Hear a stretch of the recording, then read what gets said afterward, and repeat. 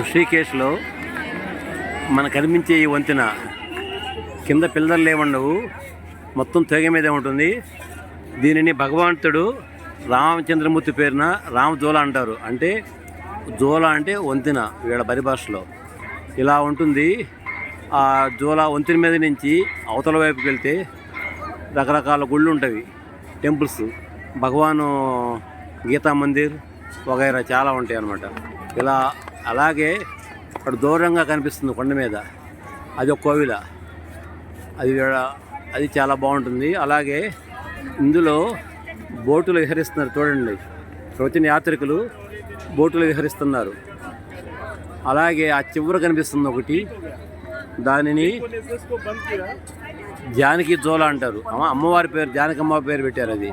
అది కూడా ప్రజలు విహారానికి వచ్చిన యాత్రికులు ఈ పక్క నుండి ఆ పక్క వెళతారనమాట, వంతెన మీద నుంచి. ఇది కూడా తీగలతో కట్టిన వంతెన అనమాట.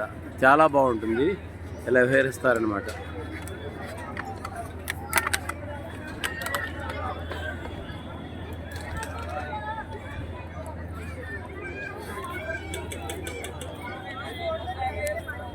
అలాగే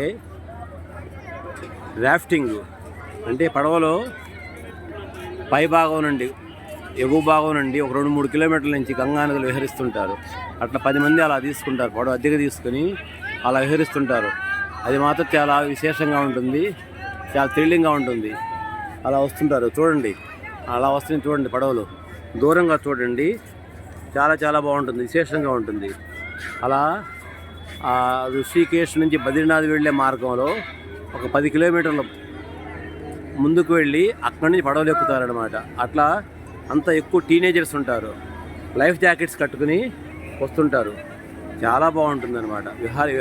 గంగానది విహారం చాలా బాగుంటుంది. ఇదే గంగానది బద్రికాశ్రమం దగ్గర నుంచి బయలుదేరుతుంది అనమాట, ప్రవాహం బయలుదేరుతుంది. అక్కడి నుంచి చాలా బాగుంటుంది. ముందుకు వచ్చేది ఒరడు పెరుగుతుంది, చూడండి ఎలా ఉందో. రాఫ్టింగ్ చేస్తారు. రాఫ్టింగ్ అంటే పడవ మీద వాళ్ళు సొంతంగా నడుపుతారన్నమాట. అది విశేషం. చూడండి, ఇది చూడండి, ఇది మరపడవ మీద ప్రజలు విహరించి ఇప్పుడు దిగుతున్నారు. చూడండి ఎలా ఉందో, ఎంత బాగుంది చూడండి, చూడముచ్చటగా ఉన్నది.